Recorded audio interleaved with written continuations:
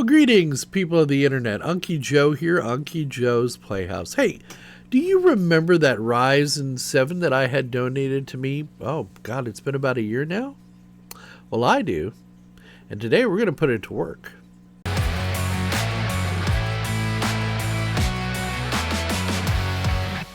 We're going to put it to work today, and I'm about to show you how we put it to work.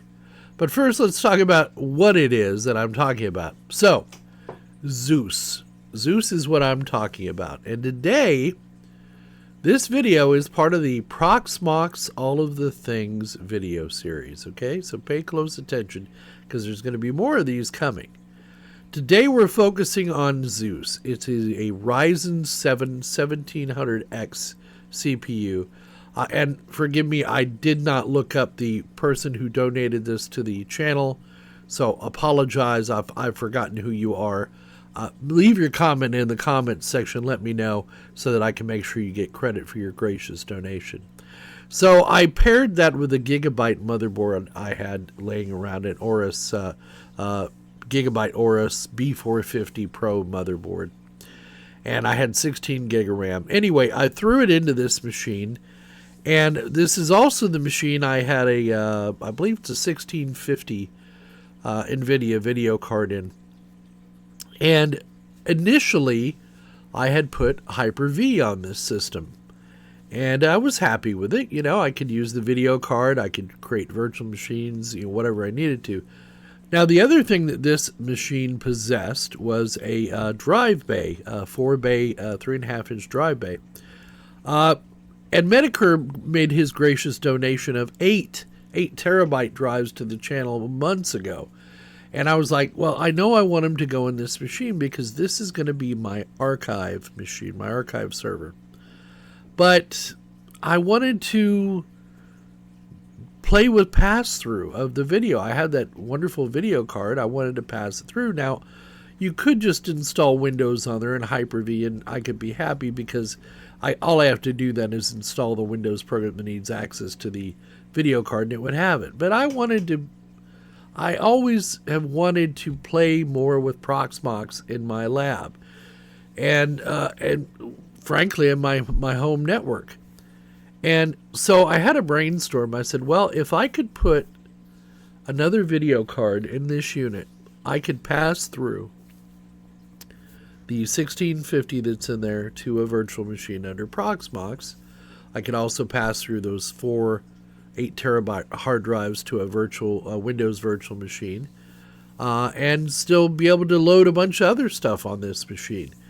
And I thought, well, wouldn't that be nice? So I was faced with a couple of choices. One was to try and jam another video card into this motherboard. It only has 2 PCI Express slots in it. 16X size slots. One is a 16, the other one I believe is an 8. Or the other choice was to replace the CPU with one with a built-in GPU. And then I would have that to assign to Proxmox for the terminal, and I would have the other one which I could pass through to any virtual machine I chose. But that would kind of defeat the whole purpose of having this new CPU that was donated by the gracious subscriber. So I, of course, decided to shoehorn a video card in there. And the video card I went ahead and chose is the Radeon HD 6450. You'll see it here shortly when we go look at the setup. That's what I ended up doing, and I'm glad I did because now I can put Proxmox on it, or I have put Proxmox on it, and as you will see here, it's running fine. All right, let's see if we can get Zeus out of here without turning it on. All right, so power off the cable. How much of that you saw? I get the chair out of the way now. There's Zeus. 5.5. I got a job for you, Zeus. Zeusy boy. All right. So those drives didn't work out the way I wanted them to. I want this to be an archival storage device. So as you can see, not only have we added hard drives to Zeus, well, you'll see here in a moment, we've added something else to Zeus. And that's why I decided to put Proxmox in. But let's look at the specs. So this is the Ryzen 7 1700X, the 8-core processor that was donated to me. And this is in a Gigabyte B450 Aorus motherboard, Aorus Pro, I think. And it has 16 gig of RAM, and let's see, what does it have for storage space? It has a 250 gig NVMe, and then we've got the 8 terabyte drives that were donated by Metacurb here, so you can see A, B, C, and D. Now, these drives are left alone because I pass through these drives through to my Windows 10 Pro machine here. Well, maybe not. How about my server 2022 server archive 1. And you can see I just do a pass through on each one of the disks into the virtual machine. But if we come back up here and go out to the shell for just a moment, and I do a lspci command, I want you to pay particular attention to line 707:00.1 and .2 and .0.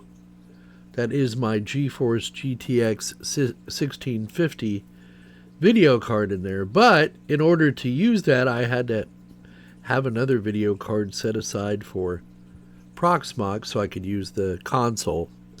So that one is PCI Express item number 06:00.0, which is the AMD HD 6450 I had laying around. I just popped it in there so that it would have a built-in video card so that I could use that for Proxmox, and then use the pass-through video, which is what I do here on this machine, I believe. Let me see. No, I don't see that I've passed through that video card yet at all. Well, that'll be another project for another day.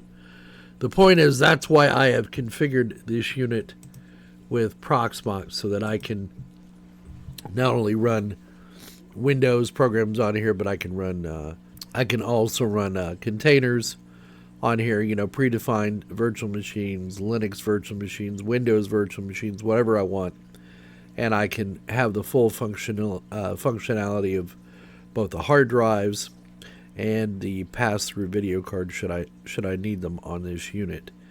And it was a good way to keep me from having to buy more equipment to kind of do my labs in like I want to do them.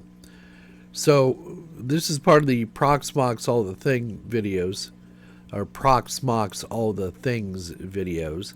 Now typically I would throw Hyper-V on a machine that doesn't have the ability to pass through a video card because I prefer Hyper-V as my hypervisor over Proxmox, or at least I did.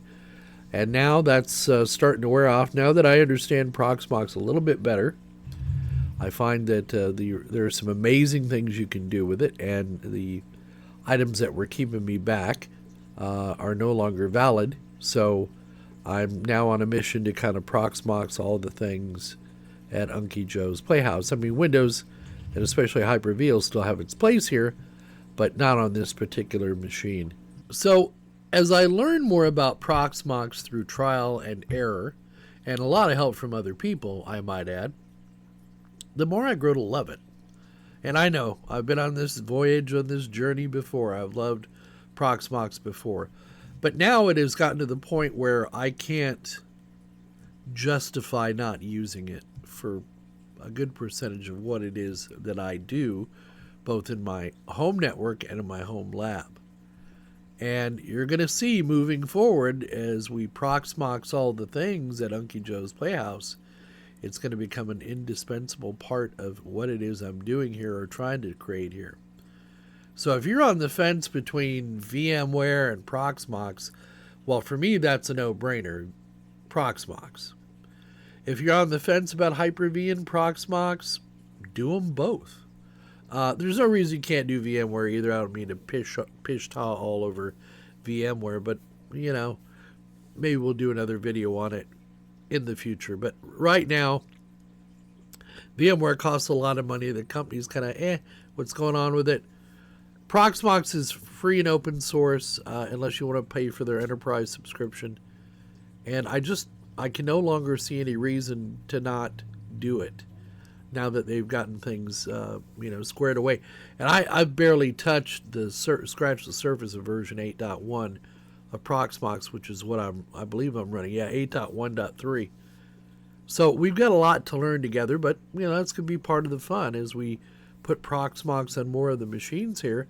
It's also made me discover I have way too much computer equipment. I was sitting on the fence between buying a Ryzen Epic processor and motherboard, refurbished, and using that as my main Proxmox server. But now being able to do what it is I'm doing with the new version of Proxmox, I really don't find that I need any more hardware as much as I do need to figure out how to use the hardware I have in a better method. That makes sense. So that's what we're doing with these Proxmox series of videos. So if you've been sitting on the fence about, hey, does Proxmox have a place in my lab? Yeah, it depends on what you want to do. Me, I like passing through stuff, especially video cards. It's always been like the holy grail of virtualization for me. And now that I've done it, I find that I have a lot of times when a virtual machine needs a video card passed through to it as we move forward with AI and some of the stuff we're doing. In fact, I'm building a unit right now to deliver and install at my work, and it's going to be running Proxmox as the hypervisor of choice. It's getting to the point where there's no reason not to anymore. So if you're sitting on the fence about Proxmox, take a leap of faith with me and follow along with some of these videos. And if you have any questions, of course, I'll be happy to answer them for you. Just ask us in the in the comments section. I'll be happy to help you if I can, or as will somebody else, I'm sure. But anyway, we hope you found this video entertaining and informative as always. Please leave your comments down below. Click that like button. Subscribe if you're not already a subscriber, and click that little notification bell to be notified of new videos when they come out. Donate if you're so inclined. We take PayPal, Patreon, the YouTube join function, or just a good old-fashioned check in the mail. It will suffice. Thanks again for coming to see us, and don't forget, we'll see all of you on the other side.